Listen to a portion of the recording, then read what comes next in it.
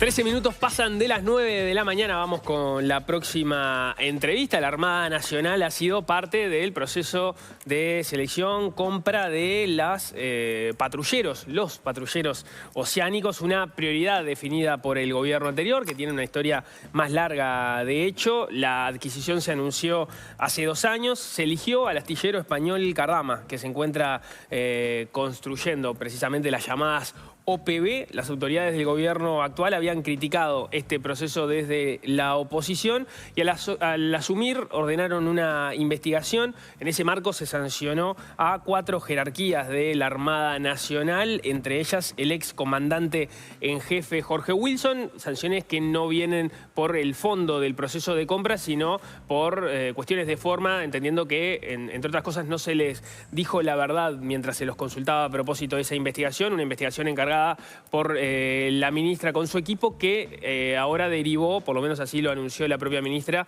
en una investigación administrativa. Vamos a estar conversando sobre este proceso con el contraalmirante retirado de la Armada Nacional, Jorge Jaunsolo, quien de hecho fue director general de material naval y en esa calidad estuvo en el astillero Cardama, no en esta parte de la historia, en el proceso de compra del periodo pasado, sino antes, cuando desde los gobiernos del Frente Amplio se estaba precisamente también tratando de comprar patrulleros oceánicos. Jaunsolo, bienvenido, ¿cómo le va? Bueno, ¿qué tal? Buen día y muchas gracias por darme la oportunidad de poder manifestar el gran descontento que tienen los integrantes de la Armada Nacional por el trato que se le está dando el gobierno a nuestra institución.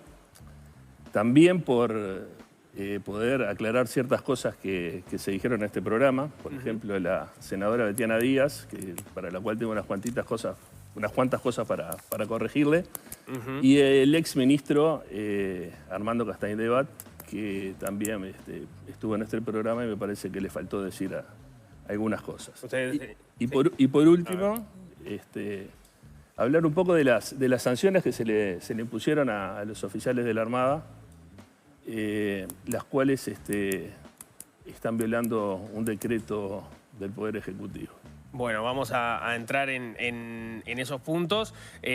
Antes, por esto mismo que dice, sí. Usted entiende desde la Armada, bueno, no, por lo menos pronto, y los oficiales que están en actividad no pueden sí. plantear este descontento, pero usted siente que sí puede representar por lo menos parte de ese descontento en su calidad de retirado.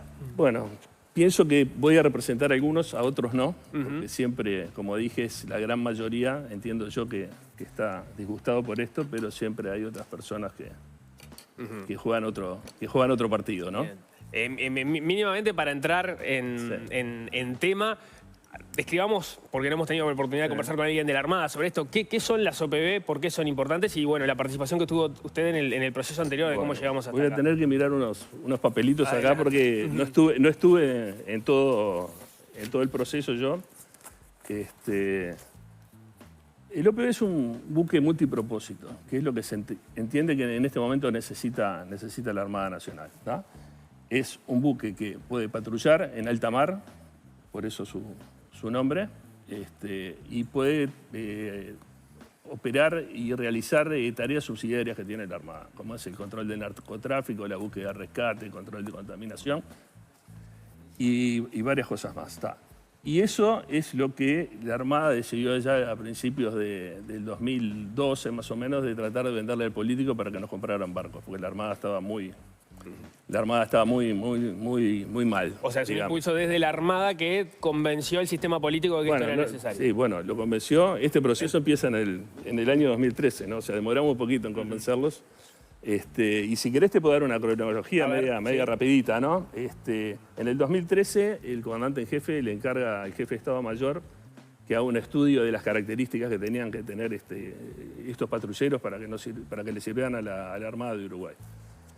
En el 2014 ese estudio se le pasa a la Dirección General del Material y se comienza a llamar interesados para que presentaran sus proyectos para construir este tipo de buques.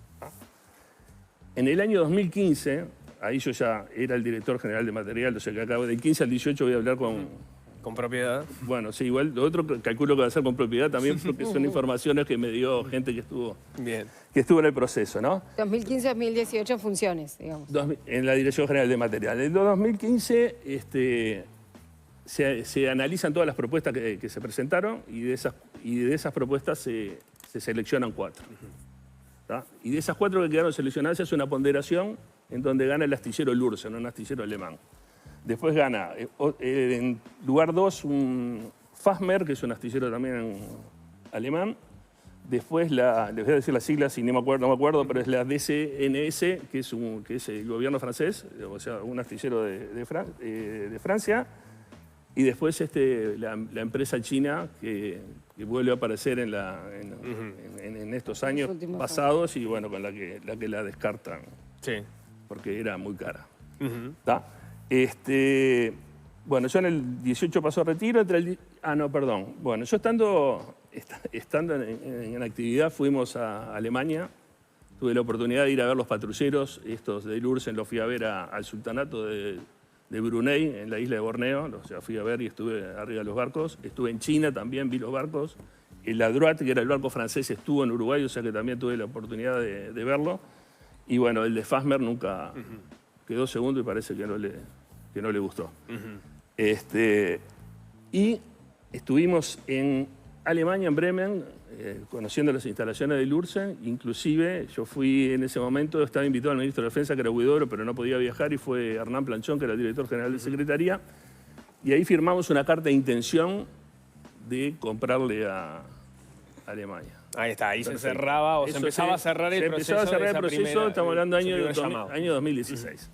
Bueno, llegamos acá y, como decía el ministro Huidobro, Astori no tenía plata en la alcancía, entonces desde el 17 hasta el 20 se estuvo tratando de conseguir barcos, pero nunca apareció el dinero, y cayó el URSS. ¿Y en ese proceso es que usted también visita el astillero Cardama? Yo en ese periodo, también siendo director general del material, visito el astillero Cardama. Yo voy a España por otra cosa, pero cuando uno llega ahí uno va por barcos y le ofrecen un camión igual, ¿no? Entonces hubo varias recorridas por distintas instalaciones y ahí conocí el astillero Cardama. Pero si me dejás, te termino acá el asunto Bueno, después en el año 2022 la Armada comienza a preparar los pliegos técnicos, ¿tá?, para adquisición de barcos por orden del Ministerio del Gobierno anterior, ¿tá?, tanto para buques nuevos como para buques usados. ¿Tá? Se hace la licitación por buques nuevos, ganan los chinos, que se habían presentado y habían sido los puertos allá cuando yo estaba en actividad, y se decreta por desierta la licitación porque eran muy caros, según dijo el ministro. Bueno, y a partir de ahí el comandante jefe de la época le dice que si queríamos barcos, comenzáramos a buscar barcos, siguiéramos buscando barcos, como diciendo que no tenemos la plata para pagar ese que es muy caro. Y bueno, y ahí se llamaron de vuelta a las empresas, se le pasaron solamente 3 características que debería cumplir el barco para que nos sirviera de... O sea, el llamado original de 2022 tenía una serie de requisitos, luego eran muchos, eso terminaba siendo muy caro y se acotó la lista y se redujo. Sí, no se acotó la lista, o sea, se dieron 3 características, o sea, como para llamar a la gente de vuelta. Pero, perdón que le interrumpa, ¿y cuál fue su opinión cuando conoció Cardama? ¿Cuál fue mi opinión cuando conocí Cardama? Bueno, un astillero, o sea, es un astillero pequeño. Bueno, y cuando fuimos a Cardama, ahí está, ¿por qué me llevan a Cardama? Estaría bueno la anécdota. Me llevan a Cardama porque Cardama había construido un barco para lo que sería la Dinara de Dinamarca, un barco de patrulla que es para controlar la pesca ilegal en Dinamarca, y ese barco les había quedado de clavo, entonces la idea era que nosotros lo viéramos para ver si nos servía como patrullero. No le sirvió. Yo lo fui a ver, nos juntamos ahí con los directores de la empresa, y yo le dije que como patrullero no servía, que entendía que con ciertas modificaciones nos podría servir como buque para aprovisionar la... ¿Pero por qué como patrullero no? ¿Porque era muy viejo? No era muy viejo, era bastante nuevo, pero no era la misión que tenía que cumplir. Fue un barco que se hizo para otra cosa y querían ver si... Y bueno, vimos la posibilidad de de reformarlo y no se podía. Y además, algo que de repente es la explicación un poco técnica, pero hay que hacerla. Tome agua, sí.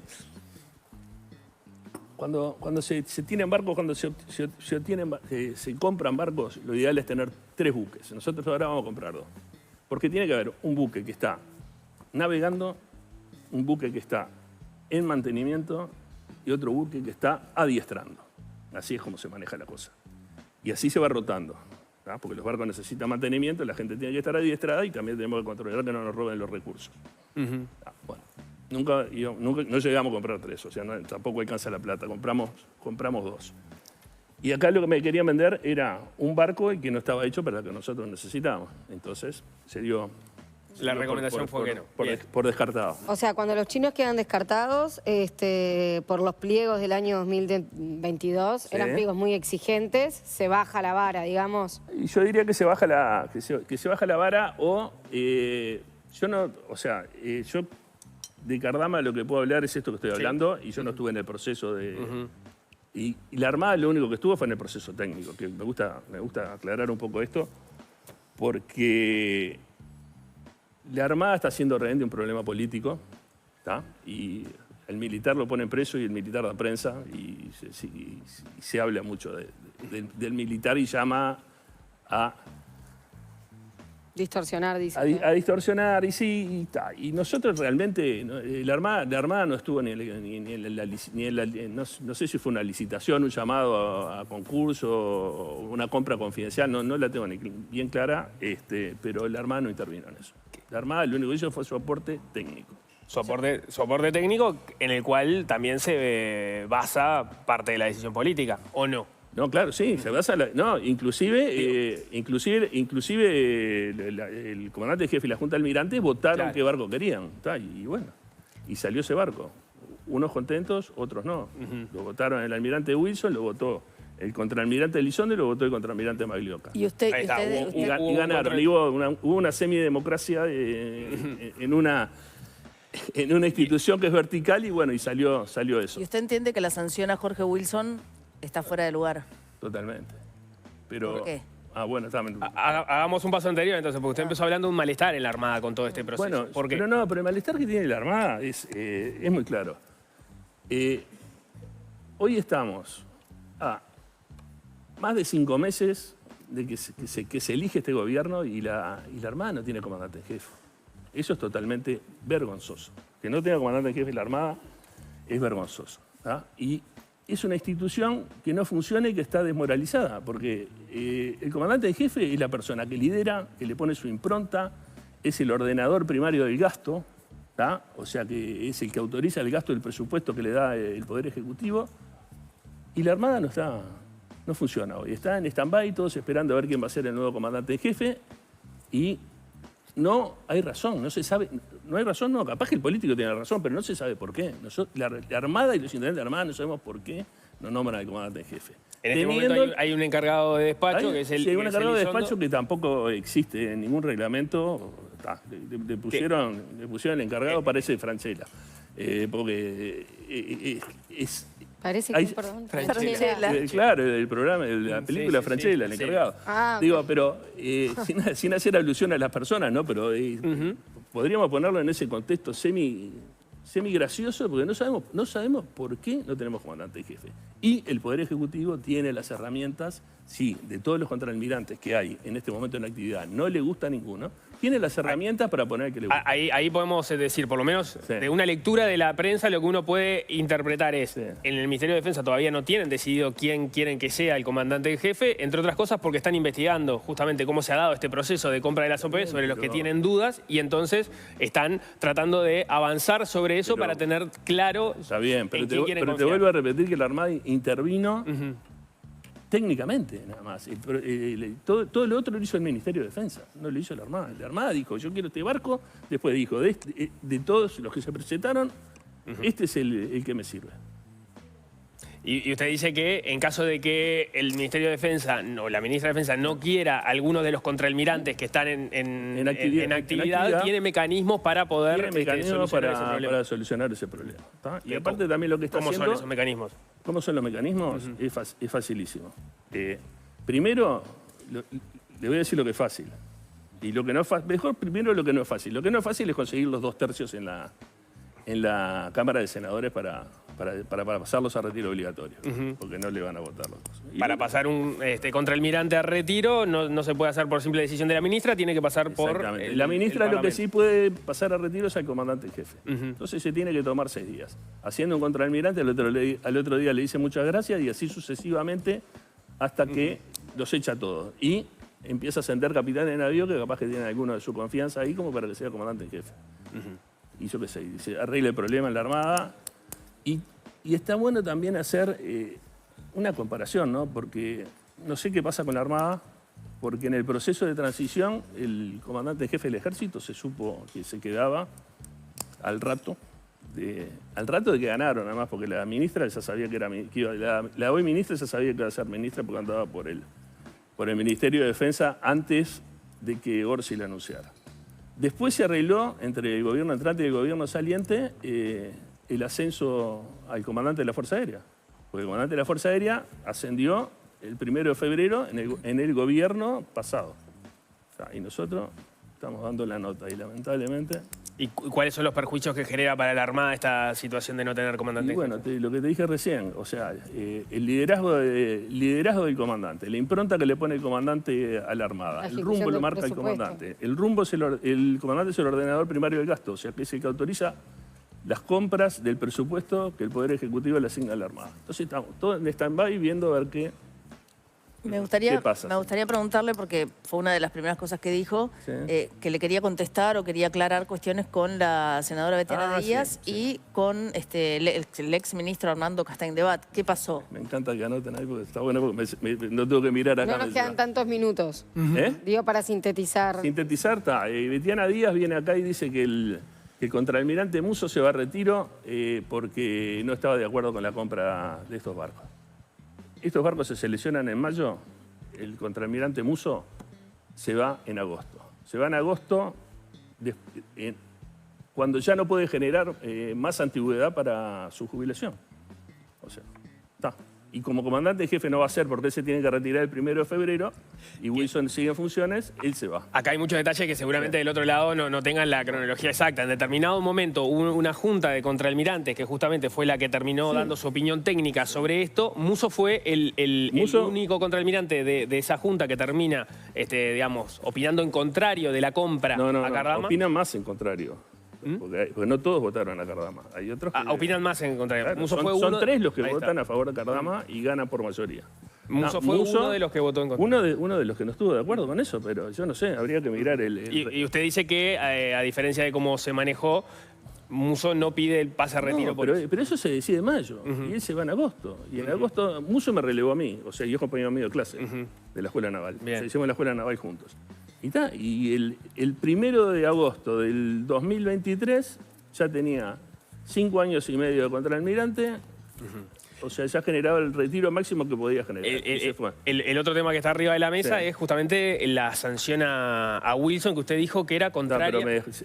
Termino con... Bueno, a ver. Betiana. Con Betiana, claro. Había más. Y hay más. Y Betiana Díaz dijo acá que las sanciones son por que no le pueden mentir y que las sanciones son por una mentira que le hicieron a la ministra, a la hoy ministra de Defensa el 27 de febrero, que era senadora. Bueno, y la ministra no puede tomar represalias cuando el ministro era otro y el gobierno era otro. Ahí hay un detalle. Lo que se ha manejado es... El 27 de febrero, la ahora ministra, en ese momento senadora, tuvo una reunión con Jorge Wilson, comandante jefe de la Armada. Jorge Wilson supuestamente no le dice que ya se había ordenado el pago para Cardama. Pero si no le dice, no mintió. Pues ella preguntó. No, bueno, pero omitió. Sí, pero cuando ella preguntó. lo que entiende Ella la dice ministra es que que sí. sí, pero ahí hay un detalle, porque yo entiendo, usted está señalando, diciendo, bueno, en todo caso la mentira se constituyó antes de que la ministra estuviera en funciones. Lo que ha dicho la ministra en alguna entrevista es que cuando ella ordena el grupo de investigación... Sí. No es un grupo de investigación, es un grupo de trabajo. Y ahí, Bueno, el grupo de trabajo y ahí está después bien. voy a hablar de Bien. eso porque está fuera de norma también. Bien, Lo que está haciendo. cuando ordena el grupo... Me queda poco tiempo, ¿no? Sí. Pero cuando ordena el grupo de trabajo, la información que se le da a Wilson es que la cronología en ese día había sido distinta, que en ese momento no había ocurrido, ¿no? El orden del pago, supuestamente el orden del pago ocurrió antes de la reunión. En la reunión no se lo dijo, cuando le preguntan por qué, él dice porque todavía eso no había ocurrido y en realidad se averigua que sí se había ocurrido. Y entonces ahí se entiende que se dio información falsa. Eso es lo que, lo que ha manejado. Eso está bien, pero la sanción de Wilson no puede hacer referencia a una conversación del 27 de febrero porque está fuera de lugar. El tema es que la sutileza es que es lo que dice Wilson de cuándo se dio el pago ya de manera posterior, cuando lo consulta el grupo de trabajo. Está bien. Bueno, no estoy de acuerdo, pero... Bien, yo digo lo que entendí de lo que dijo la ministra. Bueno, está bien, lo que dijo la ministra. Bueno. Y Castaing de Bat, cuando estuvo acá, entiendo yo que tendría que haber dicho. Primero que él dio la orden al almirante Wilson que el tema Cardama no se tocara porque era un tema político. ¿Ah? Y lo que tendría que haber dicho también el exministro, cuando no estaba la sanción puesta todavía, que rondaban versiones de prensa y que todas las versiones de prensa eran referentes al 27 de febrero, él tendría que haber salido a defender a su subordinado, que era el comandante en jefe de la Armada, porque en ese momento el ministro era él. Eso es lo que entiende la gran mayoría. Pero él dio la orden política de que no se hablara de este tema concretamente. Correctamente. Se lo dijo a Wilson, no hable de este tema y Wilson habló igual. En la transición, porque la ministra fue visitando Sí, las distintas fuerzas, claro. que no se hablara de este tema porque era un tema político. Y Wilson habló igual. No, Wilson habló. justamente no habló Bueno, y eso no es parte habló. de lo que... Está bien. A Wilson le preguntan y no habló. Claro, La presa viva. no habló, pero omitió O sea, información. esa falta de información en la transición, lo que usted dice, fue una orden directa del ministro de Defensa de la época. Correcto, fue una orden del ministro de Defensa de la época. Sí. Bien. Y el otro punto que mencionaba de que esto no es acorde al reglamento. Bueno, todas las sanciones que se impusieron, el almirante Wilson fue sancionado y el decreto 110 del año 2022 dice que los oficiales en situación de retiro no cumplen la sanción. Y el señor almirante desde el día de ayer está cumpliendo su sanción.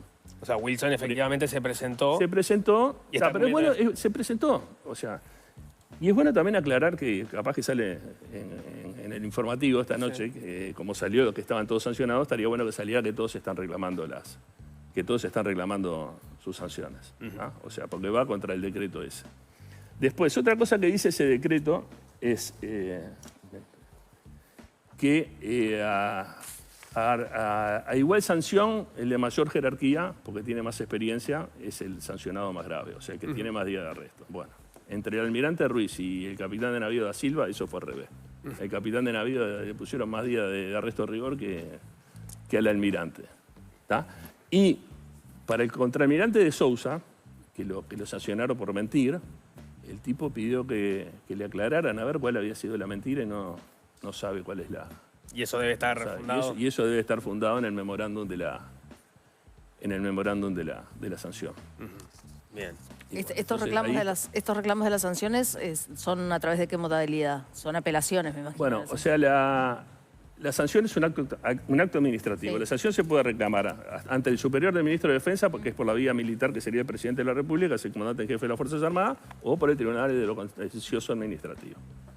Y te hago la aclaración esa media rapidita de por qué digo que el Ministerio hizo todo fuera de norma, porque el Ministerio se tiene que regir por el decreto 500, está todo inventado acá, ¿no? Es investigación de urgencia e investigación administrativa, que ahora la ministra dice en un programa irradial que va a hacer una investigación administrativa para dar garantías, o sea, no sé qué garantías tuvieron los oficiales sancionados, y después viene el sumario.